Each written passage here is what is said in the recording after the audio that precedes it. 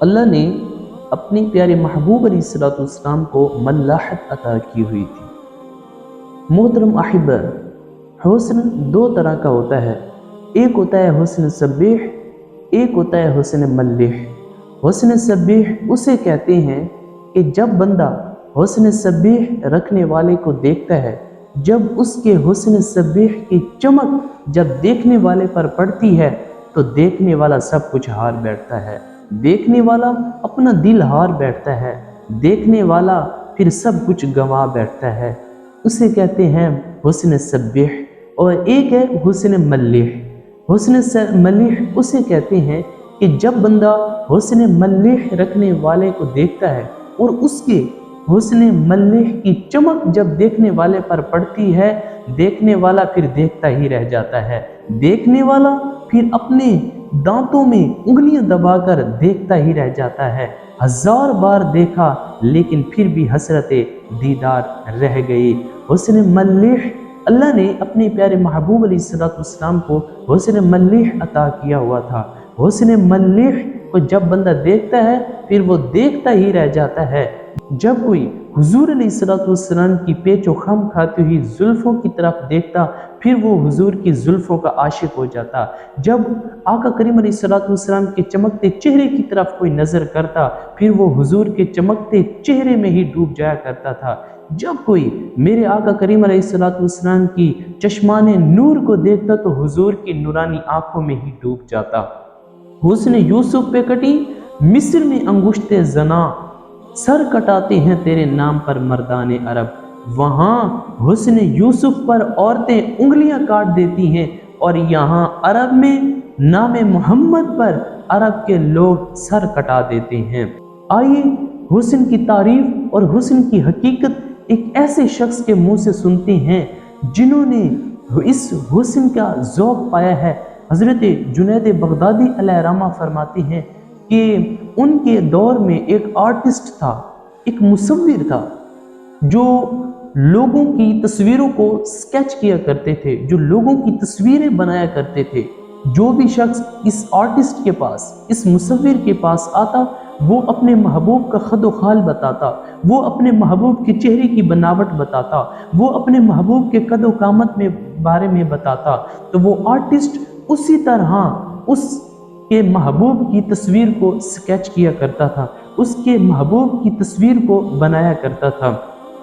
حضرت جنید بغدادی علیہ رحمہ فرماتے ہیں کہ ایک دن میں بھی گیا اپنے محبوب کی تصویر بنوانے کے لیے، میں بھی اپنے محبوب کا سکیچ نکلوانے کے لیے اس آرٹسٹ کے مقام پر جب پہنچا تو وہاں پر بہت بڑی لائن لگی ہوئی تھی۔ ہر شخص اپنے محبوب کے خد و خال بتا رہا تھا، ہر شخص اپنے محبوب کے چہرے کی بناوٹ بتا رہا تھا، ہر شخص اپنے محبوب کے قد زیبا کے بارے میں بتا رہا تھا۔ اب باری میری آئی، جب اس آرٹسٹ نے، جب اس مصور نے دیکھا تو کہنے لگا حضرت آپ یہاں پر کیسے؟ آپ کس محبوب کا سکیچ نکلوانے کے لیے آئے ہیں؟ آپ کس محبوب کی تصویر بنوانے کے لیے آئے ہیں؟ تو حضرت جنید بغدادی کہنے لگے آپ نے آرڈر لینا ہے، آپ آرڈر لیں اور مجھے سکیچ نکال کر دیں۔ وہ آرٹسٹ کہنے لگا جی حضور بتائیے، اپنے محبوب کے خد و خال بتائیے، اپنے محبوب کے چہرے کی بناوٹ بتائیے، اپنے محبوب کے قد زیبا کے بارے میں بتائیے۔ تو اب حضرت جنید بغدادی بتا رہے ہیں بناؤ میرے محبوب کی چمکتی پیشانی ایسی ہے، بناؤ میرے محبوب کی ناک مبارک ایسی ہے، بناؤ میرے محبوب کا چمکتا چہرہ ایسا ہے، میرے محبوب کے ہاتھ مبارک ایسے ہیں، میرے محبوب علیہ السلام کے مبارک پاؤں ایسے ہیں۔ اب جنید بغدادی یہ بتاتے جا رہے ہیں۔ وہ آرٹسٹ، وہ مصور کہنے لگا اچھا رکو رکو، اس محبوب کی تو تصویر میرے پاس پہلے سے موجود ہے، اس محبوب کا سکیچ تو پہلے سے میں نے نکال کر رکھا ہوا ہے۔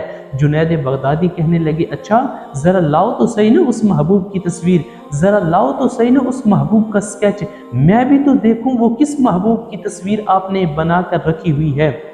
وہ آرٹسٹ، وہ مصور اندر جاتا ہے اور قرآن پاک اٹھا کر لاتا ہے، جنید بغدادی کے سامنے قرآن کھول کر رکھ دیتا ہے اور کہنے لگا حضرت آپ اسی محبوب کے خد و خال بتا رہے تھے، آپ اسی محبوب کے چہرے کی بناوٹ بتا رہے تھے، یہی تو ہے اس محبوب کی تصویر، یہی تو ہے اس محبوب کا سکیچ۔ وہ اوراق پہ اوراق پلٹتا جاتا ہے، وہ آرٹسٹ، وہ مصور اوراق پہ اوراق پلٹتا جاتا ہے اور یہی کہتا ہے کہ یہ ہے میرے محبوب کے وہ خد و خال، یہ ہے اس محبوب کے چہرے کی بناوٹ۔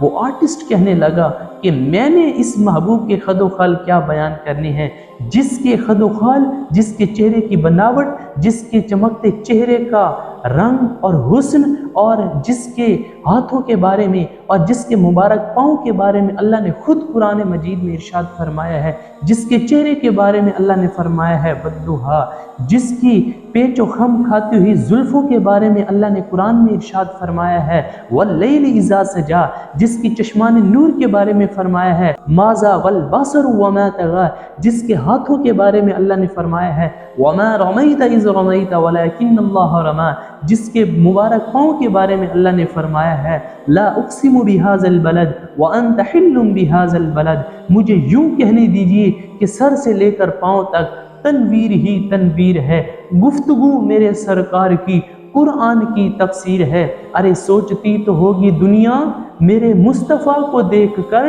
وہ مصور کیسا ہوگا جس کی یہ تصویر ہے۔